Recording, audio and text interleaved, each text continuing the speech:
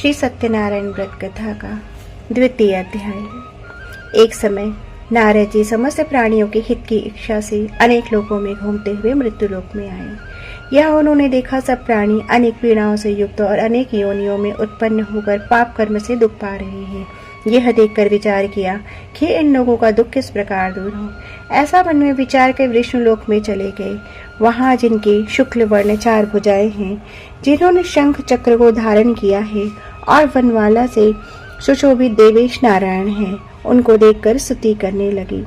नारद जी बोले, हे महाराज, आप वचन और मन से ना कहने ना धारण करने के योग्य अनंत शक्ति युक्त और निर्गुणात्मक हैं। हे महाराज, आप सब प्राणियों के उत्पन्न करता और भक्तों के दुख के नाशक हैं। यह स्तुति सुनकर विष्णु भगवान बोले, हे नारद, तुम किस काम से आए हो? तुम्हारे मन में क्या है?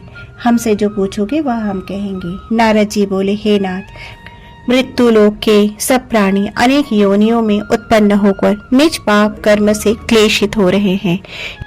हे भगवान, जिस छोटे उपाय से उनका क्लेश दूर हो वह उपाय मैं सुनना चाहता हूँ। भगवान बोले, समस्त जनों पर कृपा करके तुमने बहुत अच्छा प्रश्न पूछा है, जिसके करने से मनुष्य मोह से छूट जाए।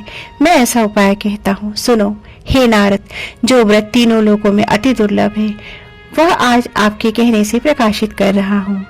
वह सत्यनारायण का व्रत है, जिसको विधि पूर्वक करने से इस लोक में सुख और परलोक में मोक्ष मिलता है।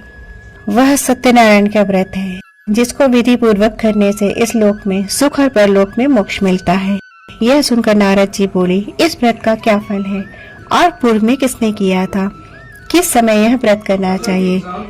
आप विस्तार पूर्वक कहिए। श्री भगवान ने कहा कि इसको करने से दुख शोकादि का नाश, धन धान्य की वृद्धि और संतति की प्राप्ति तथा सर्वत्र विजय होती है।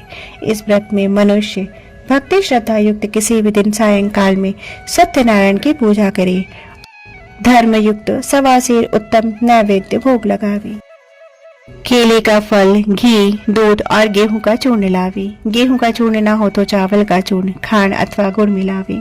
1.25 पाव अथवा 1.25 सेर के हिसाब से मिलाकर भक्ति से सत्यनारायण भगवान को नैवेद्य लगावे। बांधवों के साथ कथा सुनकर ब्राह्मणों को दक्षिणा दे।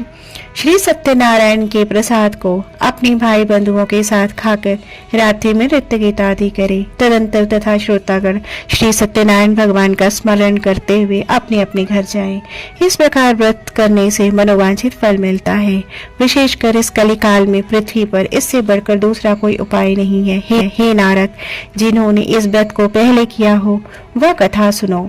काशीपुरी में निर्धन शतानन नामक एक ब्राह्मण क्षुधा पिपासा से दुखित नित्य पृथ्वी पर भिक्षा मांगने हेतु घूमता था। ब्राह्मण प्रेमी भगवान नारायण ने दुखित ब्राह्मण को देखकर बूढ़े ब्राह्मण का रूप धारण कर अति आदर से पूछा, हे विप्र, किस कारण पृथ्वी पर आप नित्य घूमा करते हैं? यह हमारी सुनने की इच्छा है। यदि आपकी इच्छा हो तो कहिए।